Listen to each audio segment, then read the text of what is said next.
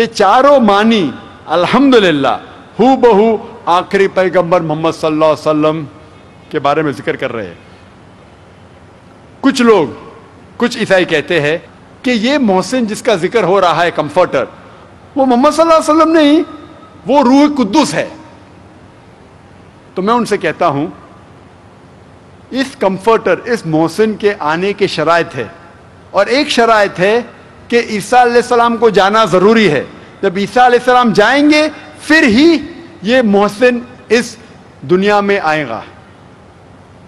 ہم جانتے ہیں کہ the Holy Spirit، روح قدس، عیسیٰ علیہ السلام کے پہلے تھے۔ He was in the womb of Elizabeth۔ جب عیسیٰ علیہ السلام پیدا ہوئے اس ٹائم تھے۔ یہ روح قدس جس کے بارے میں عیسائی کہتے ہیں، یہ عیسیٰ علیہ السلام کے پہلے تھے۔ شرط کہہ رہی ہے کہ عیسیٰ علیہ السلام کو جانا ضروری ہے، تب ہی یہ محسن آئے گا۔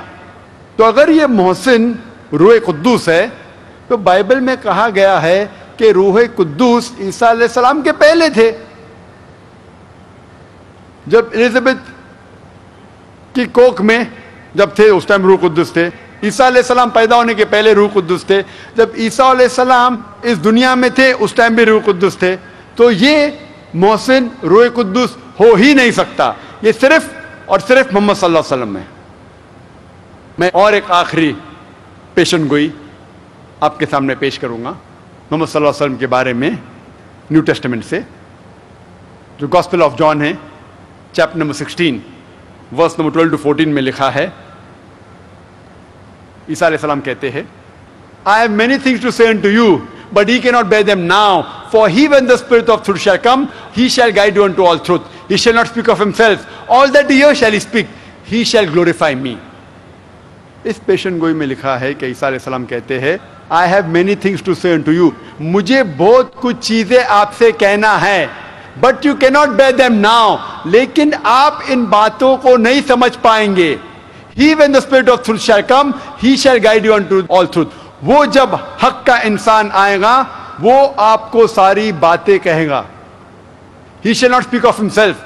All that he hears shall he speak. وہ اپنے آپ کچھ نہیں کہیں گا، جو کچھ سنے گا وہ کہیں گا۔ He shall glorify me. وہ میری تعریف کرے گا۔ یہ پیشن گوئی صرف اور صرف محمد صلی اللہ علیہ وسلم پہ اشارہ کر رہی ہے۔ اس سے صاف ظاہر ہوتا ہے کہ محمد صلی اللہ علیہ وسلم کے بارے میں ذکر ہے کہ وہ آخری پیغمبر ہے، عیسائی مذہب کی کتابوں میں بھی۔ اس طریقے سے محمد صلی اللہ علیہ وسلم نہ ہی صرف قرآن میں کہا گیا ہے کہ وہ آخری پیغمبر ہے، لیکن مختلف مذہبی کتابوں کا مطالعہ کریں گے تب آپ کو پتا چلے گا کہ محمد صلی اللہ علیہ وسلم کی پیشن گوئی ساری مذہبی کتابوں میں ہے، نہ ہی قرآن میں، لیکن ہندو مذہبی کتابوں میں، پارسی مذہبی کتابوں میں، بدھ مذہبی کتابوں میں، یہود مذہبی کتابوں میں، عیسائی مذہبی کتابوں میں صاف طور پہ۔ کیوں؟ کیونکہ محمد صلی اللہ علیہ وسلم آخری پیغمبر ہے۔ تو آخرت کے دن پہ کوئی بھی شخص یہ نہیں کہہ سکے گا کہ مجھے نہیں پتا تھا کہ محمد صلی اللہ علیہ وسلم خدا کے آخری پیغمبر ہے۔ جتنے پیغمبر پہلے آئے وہ صرف اپنی قوم کے لیے بھیجے گئے تھے، اور ان کا پیغام محدود تھا ایک وقت کے لیے، جب تک نیا پیغام اللہ سبحانہ و تعالیٰ نازل کریں گے۔ لیکن کیونکہ محمد صلی اللہ علیہ وسلم آخری پیغمبر تھے، وہ صرف مسلمان یا صرف عربوں کے لیے نہیں بھیجے گئے تھے، وہ ساری انسانیت کے لیے بھیجے گئے تھے۔ اور میں اس تقریر کو ختم کروں گا قرآن مجید کی آیت سے، سورہ کوثر سے، سورہ نمبر 108 آیت نمبر 1 2 3۔ انا اعطیناک الکوثر فصل لربک وانحر ان شانئک هو الابتر۔ ہم نے عطا فرمایا ہے کوثر۔ محمد صلی اللہ علیہ وسلم کا ذکر ہو رہا ہے۔ اللہ تعالیٰ فرماتے کہ ہم نے محمد صلی اللہ علیہ وسلم کو کوثر عطا فرمایا ہے، اور وہ اللہ کی طرف عبادت کرتے ہیں، نماز پڑھتے ہیں اور قربانی کرتے ہیں، اور جو کوئی ان کے دشمن ہیں، اور جو کوئی محمد صلی اللہ علیہ وسلم کے دشمن ہیں، محمد صلی اللہ علیہ وسلم سے نفرت کرتے ہیں، ہم ان کی جڑ کاٹتے ہیں۔ وآخر دعوانا الحمدللہ رب العالمین۔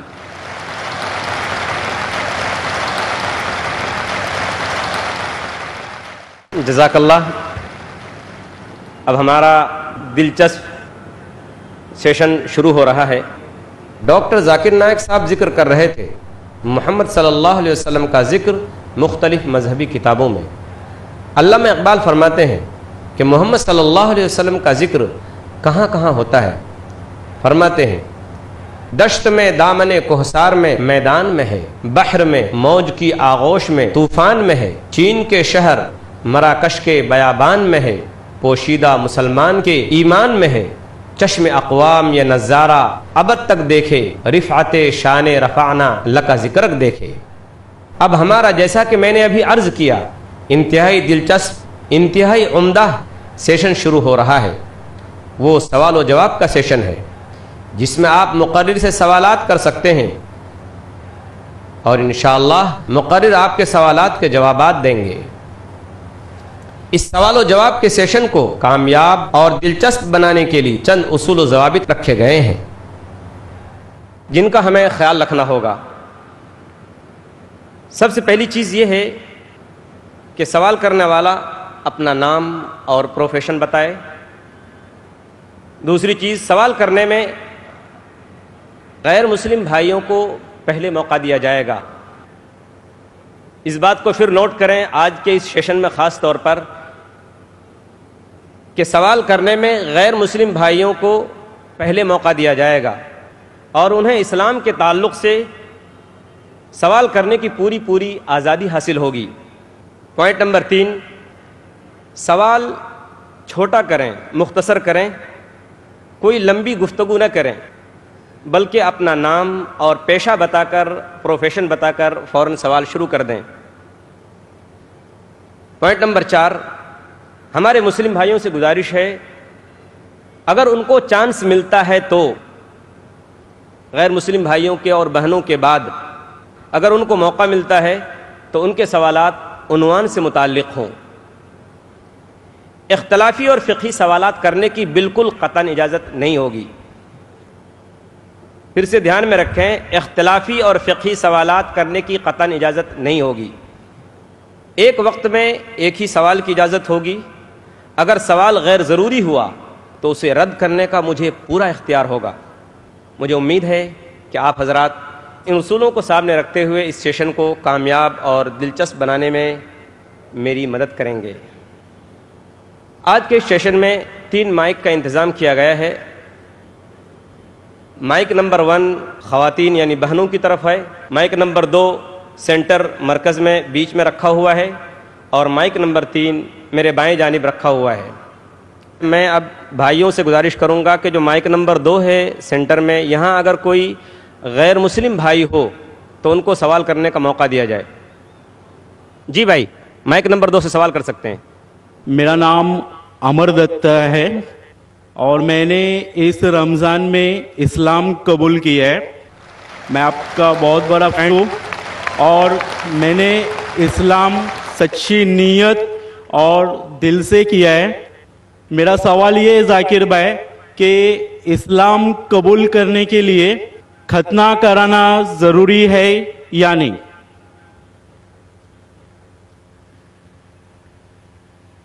بھائی صاحب ماشاءاللہ اس رمضان میں اللہ نے ہدایت دی انہیں اور امن کا مذہب قبول فرمایا.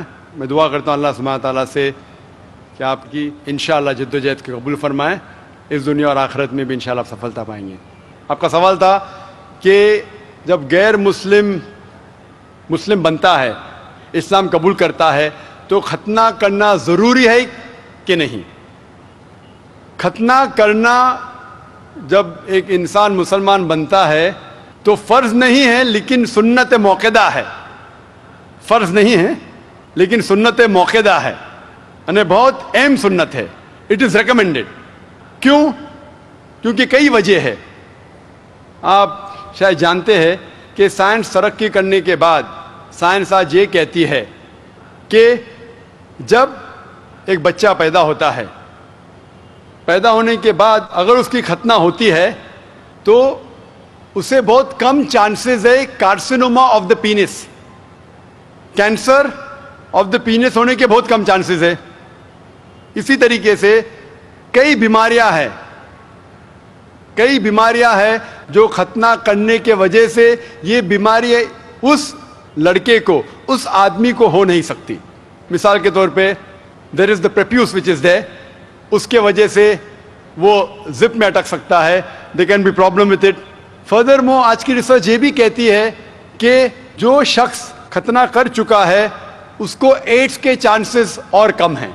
ایسے کئی ریسرچز ہے, آپ اگر میرا کسٹ سنیں گے سائنس کے بارے میں, اس میں اور ڈیٹیل سے کہا ہوں کہ کیوں ختنہ کرنے کو کہا گیا اسلام میں.